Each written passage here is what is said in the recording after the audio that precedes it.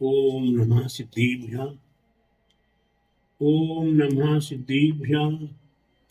ओम नमः सिद्धिभ्यां। मंगलम भगवान वीरो मंगलम गोतिमोगणि मंगलम कुंद कुंद्यार्यो जीनिधर्मोस्तु मंगलम सर्वमंगल मांगल्यम सर्वे कल्याणकारिकम प्रधानम सर्वधर्माणां जैनं जयतु शासीनं जैनं जयतु शासीनं जैनं जयतु शासीनं। बोलो अहिंसा में जिन धर्म की जय। बोले विश्व धर्म की जय। श्री मानव धर्म की जय। श्री महावीर भगवान की जय। श्री विधि क्षेत्र की श्रीमंदादि विद्वान तीर्थंकर भगवान की जय। द्वादशांगी जीन वाणी माता की जय। प्रियाचार्य गुरुवर स्वाट परम तपस्वी और चरी परम तिशी संत श्रोमणी पंचवर्ष की जल के त्यागी सुदल सेनानी ज्ञान वृद्धि तपो वृद्धि वयो वृद्धि वात्सल्य मूर्ति आचार्य श्री स्वाठी नेमी सगर जी महाराज की जय। भव्य आत्माओं, यह बहुत अच्छा प्रसंग है। श्रावक और श्रावकों के गुण। जब तक हम गुण और दोषों को नहीं जान लेंगे तब तक गुणों को प्राप्त करने की इच्छा नहीं होगी और दोषों को त्यागने की इच्छा नहीं होगी। जिन भव्य आत्माओं ने, जिन श्रावकों ने अपने जीवन में अपने दोषों को जान लिया है और अपने गुणों को जान लिया है, वे प्रत्येक श्रावक अपने अवगुणों का परित्याग करने के लिए तैयार होंगे और जिन्होंने गुणों को जान लिया है वे अपने गुणों को प्राप्त करने के लिए अवश्य तत्पर रहेंगे। तो श्रावक के 21 गुणों का वर्णन आपने सुना है पिछले दिनों में। आज आपको 21 गुण सामान्य रूप से एक साथ में बताने का प्रयास कर रहा हूं। लज्जावंत का तात्पर्य है हमें धर्म कार्य में, देवसाद गुरु की भक्ति में, तप त्याग संयम के पालन करने में कभी लज्जा नहीं करनी चाहिए। हमें हमारी भक्ति, हमारी आस्था, हमें कोई कुछ भी कहे, हमें हमारा कर्तव्य करना है। अपने कर्तव्य को करने में लज्जा करने की आवश्यकता नहीं हुआ करती है। दयावंत हमें 6 काय जीव, 1 इंद्रिय, 2 इंद्रिय, 3 इंद्रिय, 4 इंद्रिय और पंचेंद्रिय। अब पंचेंद्रिय में भी त्रस, स्थावर, जलचर, नवचर आदि जीव, ये 84 लाख योनियों में चतुर्गति में नाना प्रकार के जीव परिभ्रमण कर रहे हैं। उन्हें प्रत्येक जीवों के प्रति दया के भाव और उनके प्रति दया के भाव होते हुए भी अपने आप पर भी दया करनी है कि हमारे लिए, हमें कहीं किसी के पाप में भी न फंस जाऊं। अपने पाप से बचने के लिए अपने आप को बचाने का प्रयास करना है। ये मुख्य रूप से आत्मदया। इसके उपरांत मध्य कषाय। कषाय तो उत्पन्न होगी। अभी आप संसारी हैं, ग्रस्त हैं, मोह माया में फंसे हुए हैं, राग देश के बीच में हैं, तो आपके लिए कसाय तो आएगी, लेकिन उस कसाय को दबा लेना होगा। जिसका पानी गंदा होता है उसमें थोड़ी सी निर्मली डाल देते हैं, वह सारा पानी का कचरा नीचे बैठ जाता। कचरा तो है लेकिन वह एक तरफ हो जाता है, पानी को पवित्र बनाता। ठीक उसी प्रकार से आपके हृदय में कसाय तो होगी, लेकिन उस कसाय को मंद कर दो, दबा लीजिए, किसी को बाहर दिखाई ना दे कि आपने कसाई की। क्योंकि कसाई करने वाले के प्रति हर व्यक्ति की श्रद्धा नहीं जागती है और उससे नफरत की भावना होने लगती है, इसलिए मंद कसाई। ये तीसरा गुण। श्रद्धावान हमारे देव शास्त्र गुरु, इन पर मेरी अकाट श्रद्धा है और मैं अपने आप पर जो कर रहा हूं उस पर भी श्रद्धा है, इसलिए अपने आप पर श्रद्धा करते हुए देवशास्त्र गुरु पर श्रद्धा ये यही है, ऐसे ही है, इनमें किसी प्रकार का कोई भी लेकिन किंतु परंतु नहीं हो सकता। ऐसी श्रद्धा करना ये श्रद्धावंत है।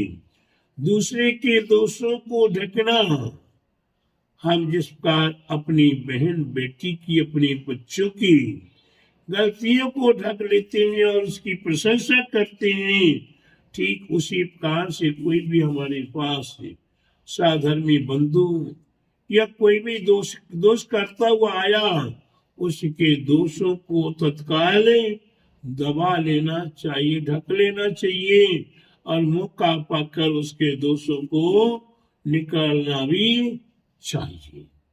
ये दूसरे के दोषों को ढकना। इसकी उपरांत 6 नंबर का है परोपकार।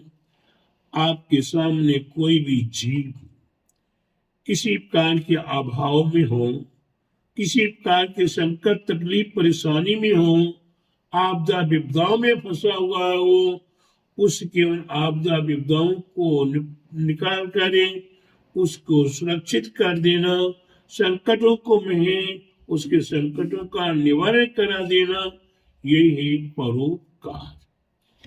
एक जीव दूसरे जीव के ऊपर अनादिकाल से परोपकार करता हुआ चला आ रहा है और हमें भी अपने जीवन में परोपकार करना सीखना होगा, जानना होगा। ये परोपकार गुण 6 नंबर का। 7वें नंबर का सौम्य दृष्टि, हमारी दृष्टि में छोटा बड़ा हीन आदि के, हमारी दृष्टि में गरीब अमीर नहीं, धर्म करने में कहीं भी हीनादिकता की भावना नहीं होनी चाहिए। धर्म पूजा पाठ कर रहे हैं, चाहे नैनी पूजा कर रही हो और चाहे राधा दीदी पूजा कर रही हो, इनमें भेद नहीं करना, इनमें सौम्य दृष्टि से देखना चाहिए। कोई बुरा भी आपको गाली देता हुआ आ रहा है और कोई आपकी प्रशंसा करता हुआ भी आ रहा है, रंग को या राजा हो, हमें उसमें भी सौम्य दृष्टि रखने की बात बताई है। इसके उपरांत 8वां गुण है गुण ग्राहकता। आपको गुण कहाँ से मिले? कहीं से भी गुण मिले, पापी से, पापी के पास से भी गुण मिले, विष्ठा में भी गुण मिले, तो भी आपको गुण को ग्रहण करने की क्षमता बनाने का प्रयास करना है, जिसे गुण ग्राहकता कहते हैं। कहीं मांस मछली गंदगी पड़ी हुई है, उसमें भी अगर आपको गुण मिल रहा है, शेर चीता भालू कुत्ता बिल्ली आदि में भी गुण मिल रहा है, उस गुण को स्वीकार कर लेना चाहिए। एक गुण ग्राहकता। इंसान की पूजा नहीं होती है, इंसान के पास जब गुण हुआ करते हैं, मजदूर 24 घंटे 8 घंटे 12 घंटे 14 घंटे 24 घंटे पसीना बहाते हैं, उनको हमेशा कोई ना कोई टॉर्चर करता ही रहता है। समय पे उन्हें पर्याप्त पैसा भी नहीं मिलता है, नहीं के बराबर। और वही एक कलेक्टर हो, एक जज हो, एक प्राइम मिनिस्टर हो, वो साइन करता तो करोड़ों रुपया उसके एक साइन में ही इधर से उधर हो जाते हैं। ये गुणों की विशेषता है, इंसान की विशेषता नहीं है। तो इंसान को गुणों को प्राप्त करने से ही इंसान की कीमतें हुआ करती है। तो प्यारे बंधु, कहा एक समय वही योगी, कहा वही एक समय मोदी क्या क्या कर रहे थे, और आज वही योगी कहो या मोदी कहो, आज देश के राजा, सारे देश में उनका नाम चल रहा है। तो गुण उनके पास हैं, उनने गुणों के माध्यम से करके दिखाने का प्रयास किया, इसलिए गुण ग्राहक था।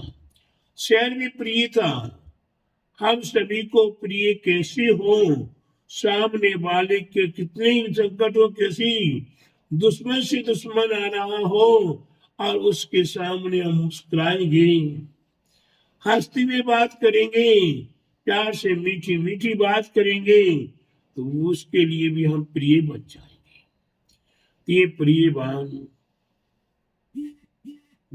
उसके उपरांत मिष्ट सत्य पक्ष, हम किसी असत्य का समर्थन नहीं करेंगे, हम सत्य का पक्ष लेंगे और सत्य को महत्व देंगे। जिसने सत्यता को स्वीकार किया वही अजर अमर पद को प्राप्त हुए हैं। तो हमें सत्य पक्ष का ही हमेशा ध्यान रखना है, हम झूठ पक्ष का कभी समर्थन नहीं करेंगे।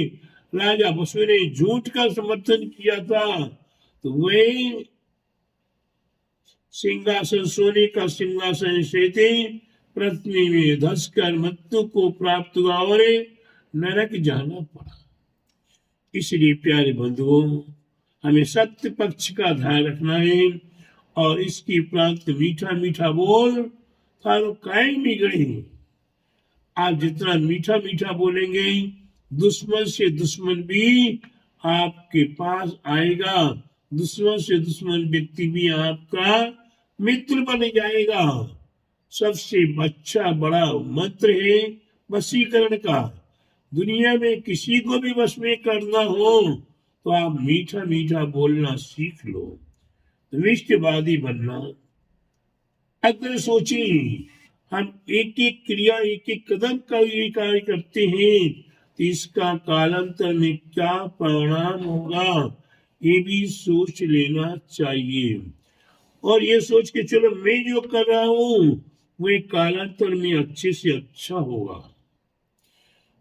अगर सोचिए, विशेष ज्ञानी आपको सभी तरफ से सोचना है, सभी तरफ से ज्ञान का उपयोग करना है, तभी जाकर आप दुनिया के सभी व्यक्तियों के बीच में अपने आप को ऊंचा उठा पाओगे।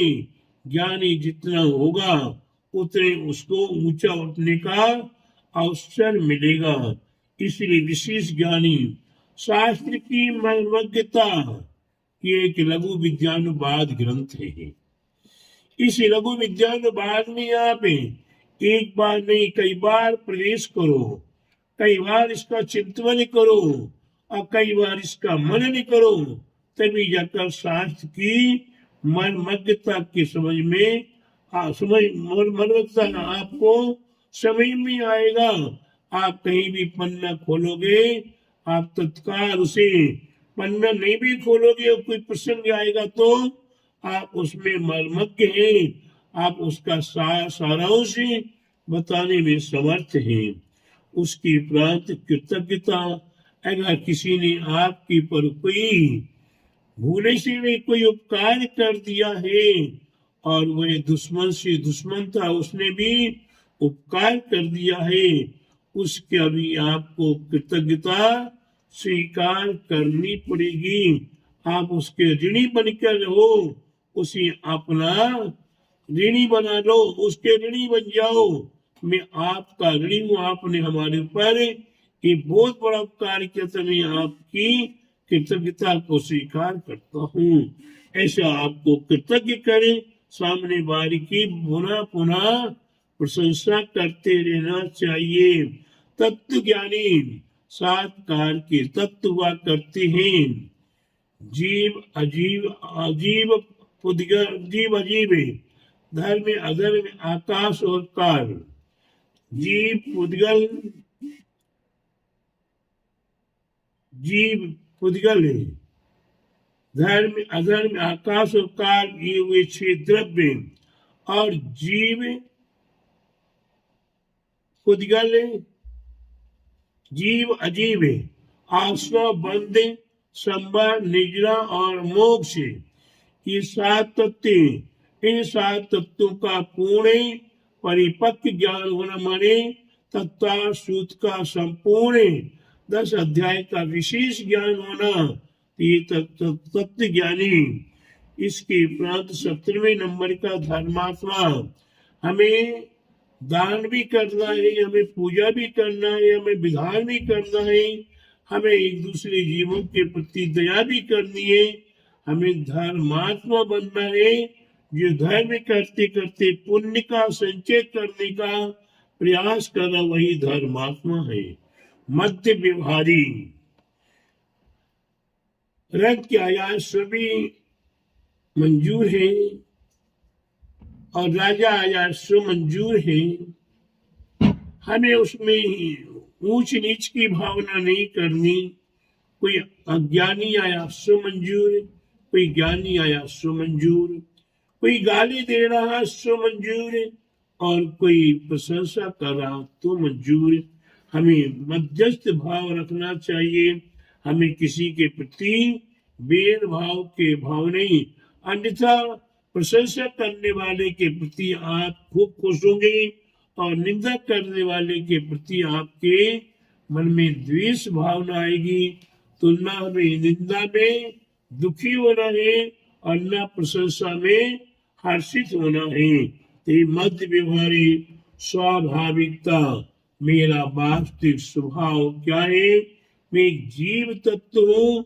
मैं कहाँ से आया हूँ, कहाँ हूँ और कहाँ जाना है, ये अपने स्वभाव को जानना। और मैं बहिरात्मा हूँ, बहिरात्मा से स्वभाव को जाने तो अंतरात्मा में और अंतरात्मा से परमात्मा में, ये हमारा वास्तविक स्वभाव। इसके उपरांत विनयवान है, 20 नंबर का गुण नहीं, विनयवान। हमें नम्र होना, हमें झुकना सीखना है। आज तक हमने झुकना नहीं सीखा है, नम्रता नहीं सीखी है, मृदुता नहीं सीखी है। मैं बड़े बाप का बड़ा बेटा बन के रहा हूँ, इसलिए हमारे आचार्यों ने कहा है श्रावक को अपने गुणों में निष्णात होने के लिए आपको याद कराया जा रहा है कि आपको विनयवान भी होना चाहिए। फिर इसके उपरांत गुरु भक्ति, गुरु चरणों में समर्पित हो जाना, गुरु के उठते ही उठना, गुरु के चलते उनके पीछे पीछे चलना, गुरु के इशारा करने से पहले ही उनकी सेवा, उनकी वैयावृत्ति, उनके यथा योग्य हमें उनका सहयोग देना, ये गुरु भक्ति है।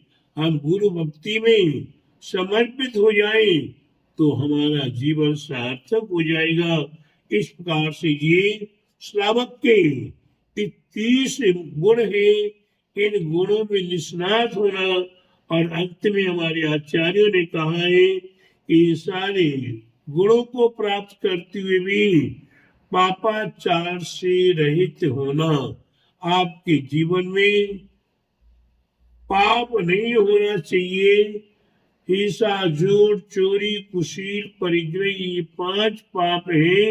इन पापों का परित्याग परित्याग परित्याग करते हुए फिर धीरे धीरे अपने गुणों में लीन हो, और उसके उपरांत हम परमात्मा में लीन होने का प्रयास करेंगे। तो 21 गुण आपके लिए वास्तविक श्रावक बना देंगे और श्रावक जब अपने गुणों को जान लेगा तो उसे आगे बढ़ने के लिए गुरु कैसे होते हैं और गुरु की भक्ति कैसी होती है ये सब जान लिया तो गुरु के निर्देश अनुसार फिर आप दिगंबरी दीक्षा भी प्राप्त कर लेंगे।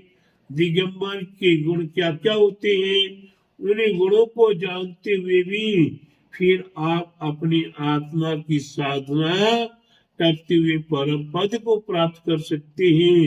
ये मोक्ष मार्ग श्रावक से मुनि और मुनि से निर्वाण अवस्था को प्राप्त की जा सकती है। तो मैंने आपको ये 21 गुणों के संबंध में आज बताने का प्रयास किया। आपने श्रद्धा पूर्वक भक्ति पूर्वक आस्था पूर्वक श्रवण किया। इसे और भी अंदर अपने आत्मा में उतार कर जीवन में उतारे तो आपका जीवन अवश्य महापुण्यमय होगा। बोले महावीर भगवान की जय। बोले द्वादशांगी जीन वाणी माता की जय। बोले श्री महावीर भगवान की बोले श्री विदेशी संबंधी श्रीमंदिर आदि विद्वान तीर्थंकर भगवान की बोले द्वादशांगी जीन वाणी माता की बोले आचार्य गुरुवर 108 परम तपस्वी पंचरी परम तिशी संत श्रवणी पंचवर्ष की जल के त्यागी स्वतंत्र सेनानी ज्ञान वृद्धि तपो वृद्धि वही वृद्धि वात्सल्य मूर्ति आचार्य श्री 108 नेमी सागर जी महाराज की जय।